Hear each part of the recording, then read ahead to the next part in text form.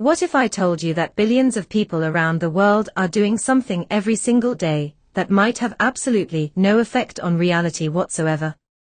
Or what if I told you they are tapping into something science can't fully explain? Welcome to Unusual Tales.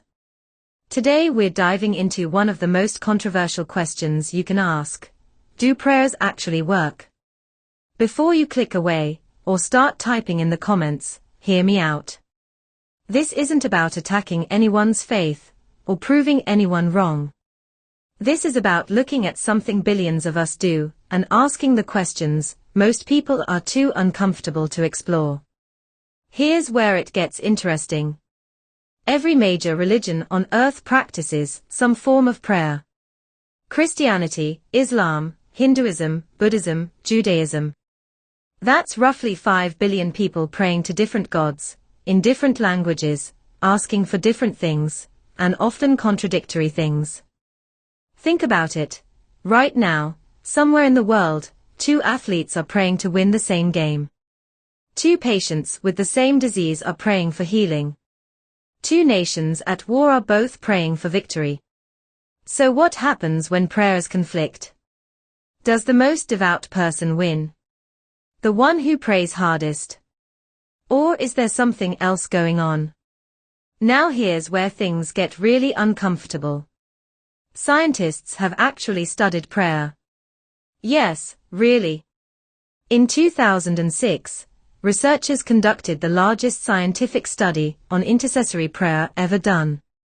They studied over 1,800 heart surgery patients. Some were prayed for by strangers, some weren't. The patients didn't know which group they were in. The results? No difference in recovery rates. But here's the twist that nobody talks about. The patients who knew they were being prayed for actually did slightly worse. They had more complications. Why? Researchers think it might have been performance anxiety. But wait, before religious viewers close this video and atheists celebrate, there are other studies showing prayer does have measurable effects. People who pray regularly report lower stress, better mental health, and even live longer on average. Meditation and prayer light up similar parts of the brain associated with peace and well-being. So which is it? Does prayer work or doesn't it? Here's something we need to talk about. Survivor bias. When someone prays for a job and gets it, they call it a miracle. When they don't get it, they say it wasn't meant to be, or God has other plans. When someone prays for healing and recovers, they thank God.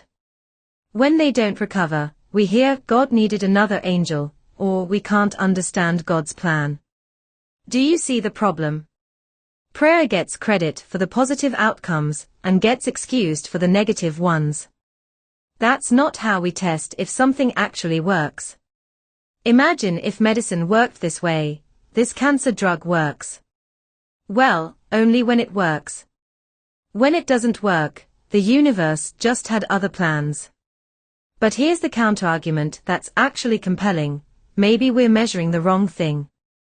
Maybe prayer isn't supposed to change external circumstances. Maybe it changes us. What if prayer doesn't work the way we think it should? What if it's not a cosmic vending machine where you insert requests and get results? Consider this, when you pray for patience, you don't magically become patient. You face situations that teach you patience. When you pray for strength, you don't suddenly become strong. You face challenges that build your strength. When you pray for courage, you encounter situations that require you to be brave. Maybe prayer works by changing your perspective, your resilience, your ability to cope. And maybe that's more powerful than we give it credit for. There's also the community aspect nobody talks about. People who pray regularly are often part of religious communities. They have support networks, shared values, accountability. When you tell your prayer group you're struggling, you're not just sending wishes into the void. You're mobilizing actual human beings who bring you meals, offer childcare, provide emotional support. Is that prayer working? Or is that just community? And does the distinction even matter if the result is real help? Here's what makes this conversation so difficult. We're trying to apply scientific methods to something that might be fundamentally unmeasurable. If God exists and operates outside our physical laws, then obviously our physical measurements won't detect divine intervention. It's like trying to weigh love on a scale, or measure hope with a ruler. You're using the wrong tools. But here's the flip side. If prayer produces no measurable effects whatsoever on external reality, if prayed for patients don't recover at different rates, if prayed for rainfall doesn't come, if prayed for safety doesn't materialize more often than chance would predict, then what exactly is happening?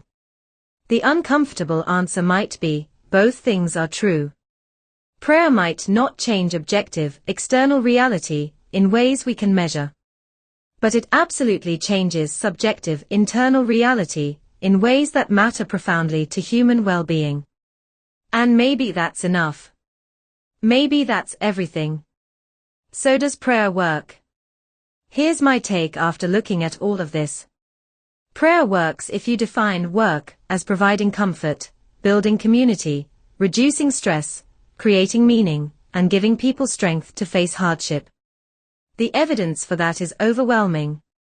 Prayer doesn't seem to work if you define work as reliably changing external physical circumstances in ways that differ from random chance. The evidence for that is complicated at best. But here's what I think is the most interesting question: does it matter? If someone finds genuine peace, purpose, and strength through prayer, if it helps them be a better person and live a better life, does it matter whether some supernatural force is listening? Or is the act itself, the ritual, the meditation, the community, is that the point? Maybe the real controversy isn't whether prayer works. Maybe it's that we've been asking the wrong question all along. Maybe instead of asking, does prayer work, we should be asking, what is prayer actually for? But I'll leave that for you to decide. Drop your thoughts in the comments. And remember, whether you pray or don't, whether you believe or doubt, we're all just trying to make sense of this strange existence. Thanks for watching Unusual Tales. If this made you think, hit that like button and subscribe for more uncomfortable questions. See you next time.